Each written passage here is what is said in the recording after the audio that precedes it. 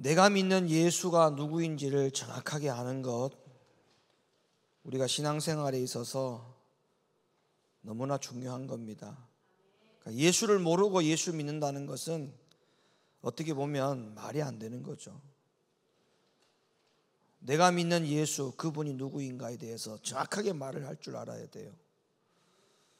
근데 우리가 예수를 믿는 삶을 통해서 살아가는 삶에 그 예수를 내 인생에 적용하여 살아가는 것과는 많은 괴리감이 있는 것이 있습니다. 다시 말하면 예수는 믿는데 내가 믿는 그 예수를 내 일상생활에 적용하고 살지 못하는 그런 차이가 있다는 거예요. 아마 여러분들도 동의는 할 것 같습니다. 예수님이 누구냐라고 물어보면 나의 구원자 예수, 뭐 정확하죠. 틀린 말이 아닙니다. 나를 구원하신 예수. 근데 그 구원자 예수와 여러분의 삶에 어떤 것을 적용합니까? 막연하죠. 구원자 예수를 내 일상생활에 내가 믿는 예수가 누구인가를 적용할 때, 그분은 나의 구원자다라고 할 때 그 구원자이신 예수를 내 일상생활에 적용할 수 있는 경우가 과연 얼마나 됩니까? 가령 예를 들면 구원자이신 예수이기 때문에 내가 다시 예수님을 십자가에 못 박게 하는 일은 없어야 되지 않겠느냐, 그런 생각을 하면서 내가 예수를 십자가에 다시 매달리고 죽게 하는 그 일을 하지 않도록 하기 위해서는 내가 죄 사함 받은 내가 다시 죄 짓지 말고 살아야 되겠다, 이런 결심 각오 필요하지 않습니까? 그런데 그런 삶이 우리 일상생활에 얼만큼 적용하고 살아가느냐라고 제가 여러분에게 묻는 거예요. 괴리감이 있습니다. 차이가 너무 많이 나요. 구원자이신 예수를 내 일상생활에 적용해서 살아가는 것에 있어서는 너무 개입이 있다고요. 그래서 저는 오늘 여러분에게 앞으로 한 3주 정도, 4주 정도 될 것 같은데요, 주일 오후 예배 시간에 내가 믿는 예수가 누구인지에 대해서 여러분에게 답을 드릴 때, 그 예수는 우리가 궁극적인 예수에 대해서, 예수에 관해서 여러분에게 소개하려고 하는 게 아니라 내 일상생활에 적용할 수 있는 그 예수를 여러분에게 소개해 드리려고 하는 거예요. 그래서 오늘부터 앞으로 3, 4주간 동안에 내가 알고 있고 내가 믿고 있는 예수가 누구인지를 소개할 때 그 예수를 여러분의 생활 속에 적용해 갈 수 있기를 간곡하게 부탁합니다. 저는 오늘 여러분에게 내가 믿는 예수, 나의 예수가 누구인지를 첫 번째로 소개해 드리려고 하는데요, 그 예수는 반석이신 예수를 여러분에게 소개해 드리려고 합니다. 따라합시다. 반석이신 예수. 반석이신 예수.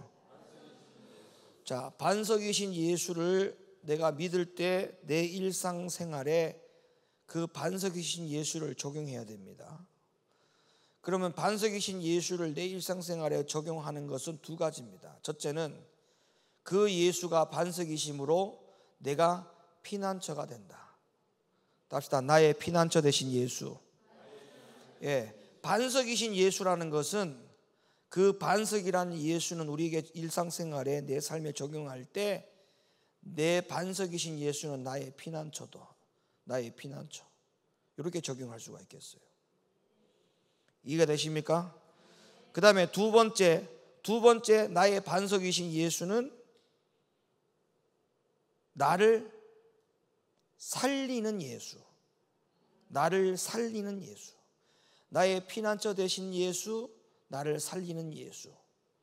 이 두 가지의 의미를 제가 소개해 드릴 테니까 오늘 잘 들으시고 여러분의 일상생활에 반석이신 예수를, 여러분의 일상생활에 나의 피난처 되신 예수, 나를 살리는 예수, 그 예수를 적용해서 살아가기를 예수님의 이름으로 간곡하게 부탁하면서 이 한 주간 살아갈 때 나의 피난처 되신 예수를 적용하세요.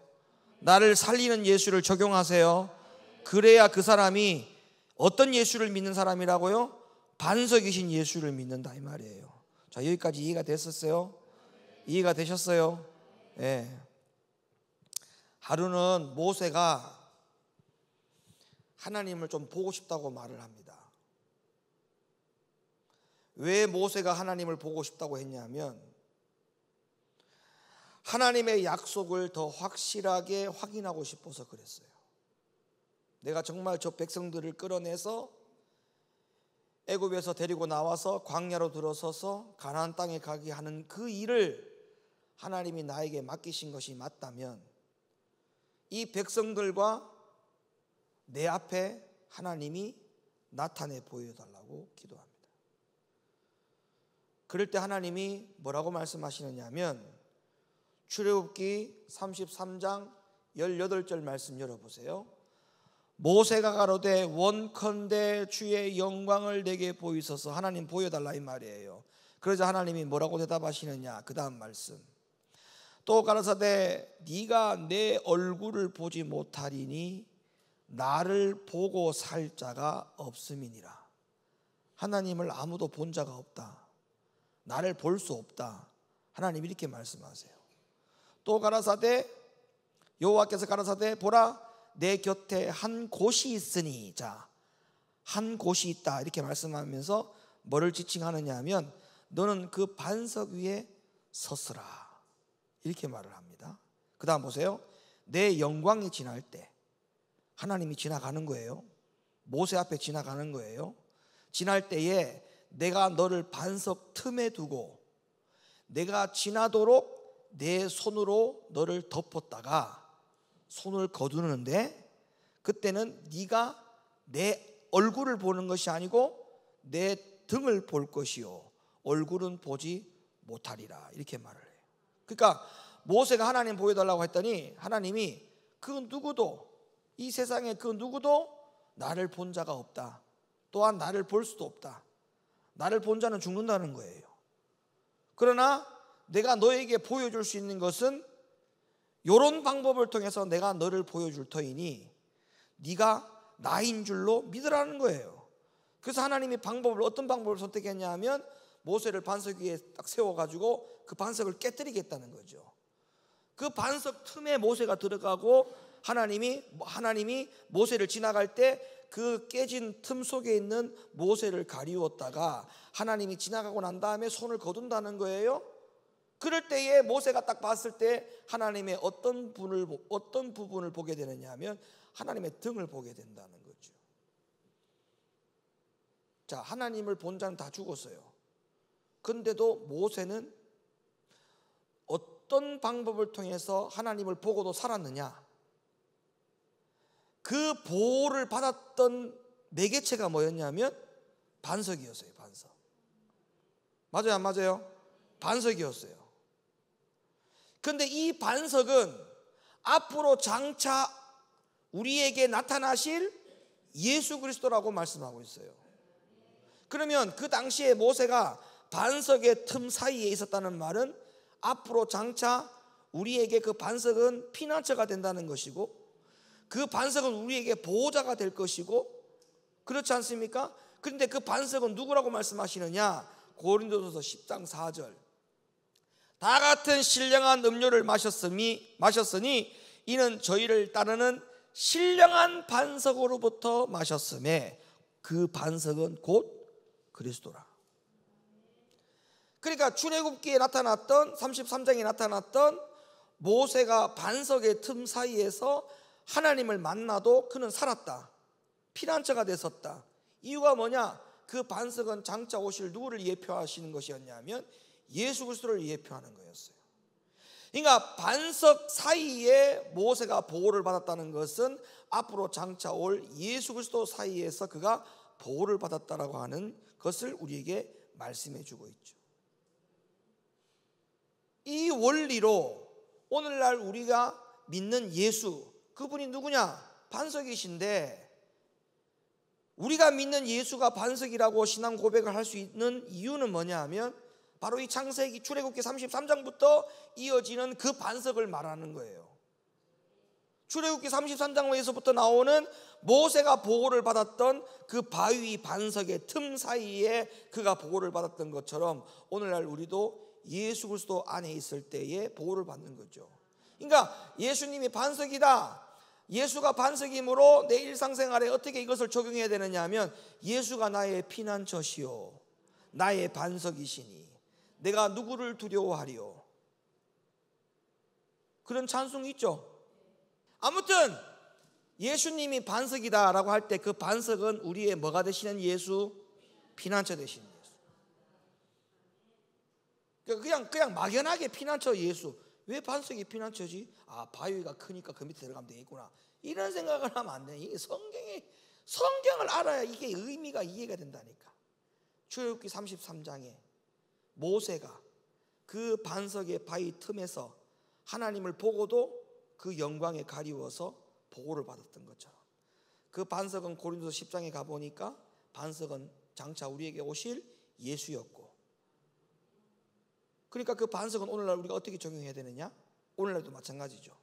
이 세상의 모든 악한 영적인 권세로부터 또 하나님으로부터 하나님의 권세로부터 우리가 보호받을 수 있는 유일한 곳이 예수 그리스도. 그래서 여러분 일상생활에 살아가는 모든 삶에 나의 피난처가 누구인 것을 고백하고 살아야 되느냐? 예수님이 나의 피난처다. 예수님이 나의 피난처다. 시작.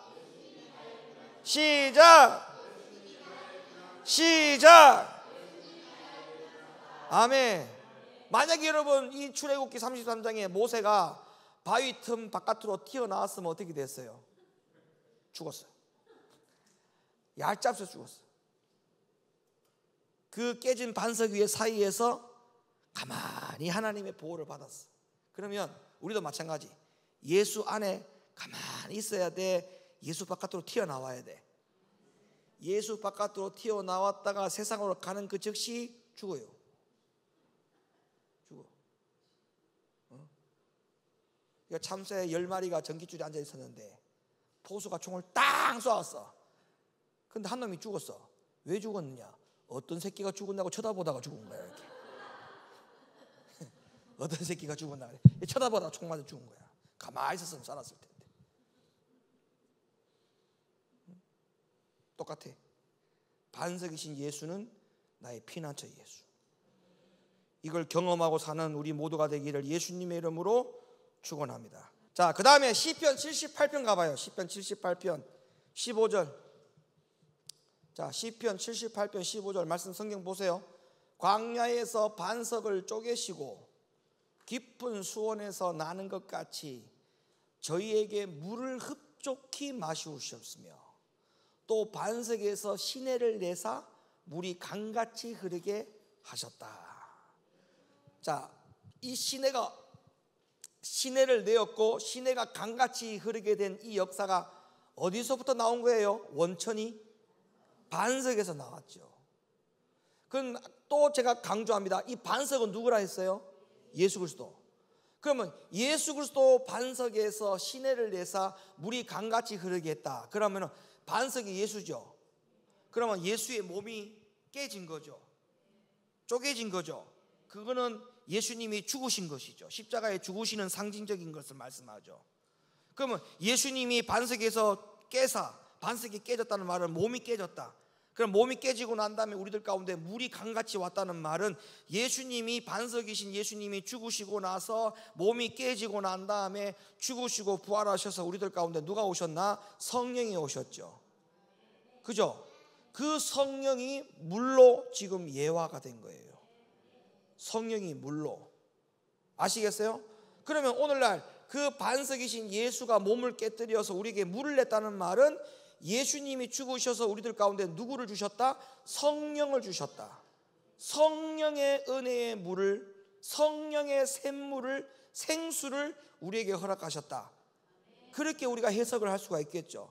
그럼 오늘날 우리가 반석이신 예수는 우리를 살리게 한다. 누굴 통해서? 반석을 깨뜨려서 우리에게 주신 누구? 생수의 근원 되시는 성령.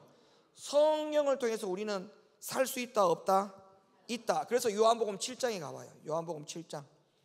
자, 요한복음 7장. 성경 봐요. 성경 요 앞에 봐요. 요한복음 7장.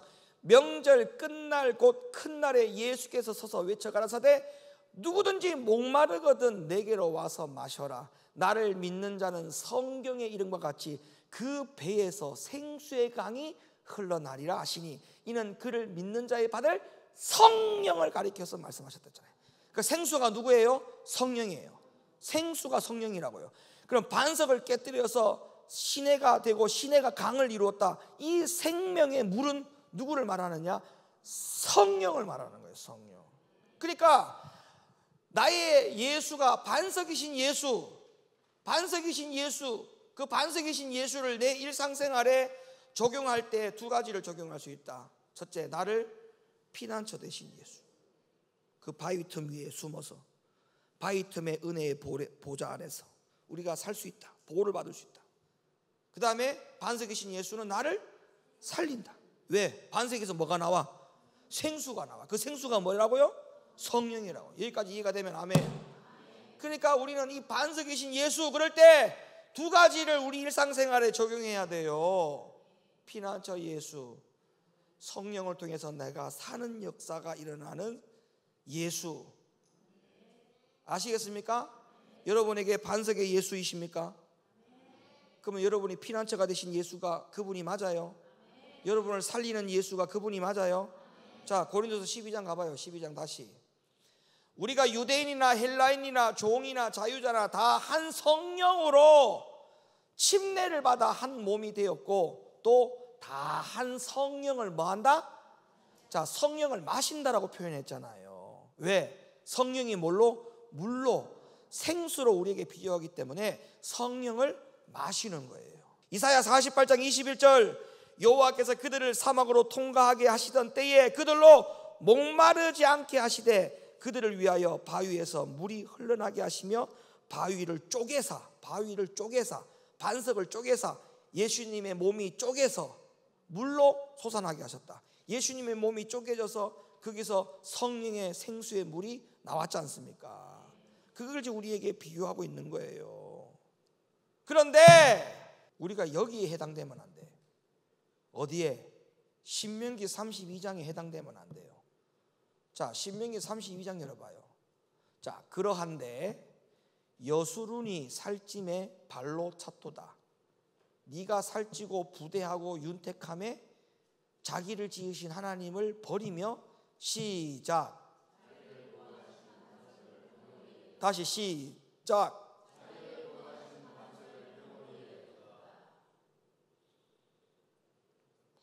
우리의 일상생활에 반석을 경홀히 여기면 안 됩니다.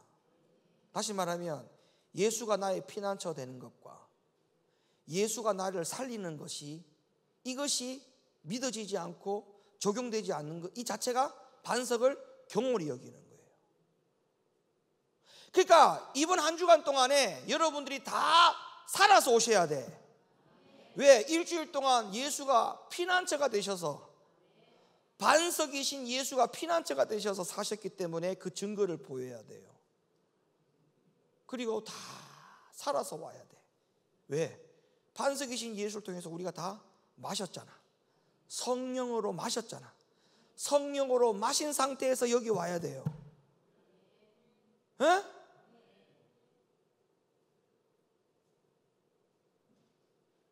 근데 이걸 적용하지 아니하면 지금 신명기 32장에 반석을 경홀히 여기는다. 반석을 경홀히 여긴다. 어때요? 반석을 경홀히 여기면 될까요? 안 될까요? 안 되죠. 자, 그래서 시편 기자가 이러한 반석이신 예수를 얼만큼 찬양했는가를 한번 볼게요. 시편 19편부터 쭉 봅니다. 나의 반석이시여 나의 구속자이신 여호와여, 나의 피난처시여 나를 살리시는 예수여, 내 입의 말과 마음의 묵상, 다 읽지도 않았는데 마음의 묵상이 주의 앞에 연락되기를 원하나이다. 나의 구원과 영광이 하나님께 있으며 내 힘의 반석과 피난처도 하나님께 있도다. 내 마음이 눌릴 때에 땅끝에서부터 주께 부르짖으노니 나보다 높은 바위에 나를 인도하소서. 주는 나의 무시로 피하여 거할 바위가 되소서. 주께서 나를 구원하라 명하셨으니 이는 주께서 나의 반석이시요 나의 산성이심이니이다. 그래서 한 주간 살면서 예수를 피난처로 사신 분들은 마음에 여유가 있을 겁니다. 보호를 받았기 때문에, 피난처가 되었기 때문에. 그런데 쉬지도 못하고 그냥 달리기만 한 사람들 보면 예수를 전혀 피난처로 삼지 못하고 왔다는 증거가 돼. 때로는 바위 속에 들어있다가 악한 마귀가 내 근처에 얼씬도 못하고 그냥 가는 역사도 일어나야지. 언제 맞짱 뜰 겁니까? 매일 맞짱 뜰래요 마귀하고. 예? 좀 힘도 아낄 때는 아껴야지. 예? 가급적이면 마귀와 싸우는 것도 중요하지만 마귀가 내 근처에 안 오게 하는 것도 아주 큰 축복입니다. 하나님의 말씀과 진리 안에, 예수 안에 푹 들어가 있으세요. 그럼 마귀가 안 와. 자꾸 고개를 내미니까 자꾸 싸우는 거야. 그 틈 사이에서 자꾸 이렇게 나오고 싶어가지고, 이렇게 나오고 싶으니까 마귀가 딱 눈이 마주치잖아. 때로는 들어가 있어요. 때로는 이렇게 들어가 있어야 돼. 때로는 이렇게 들어가 있어. 아시겠습니까?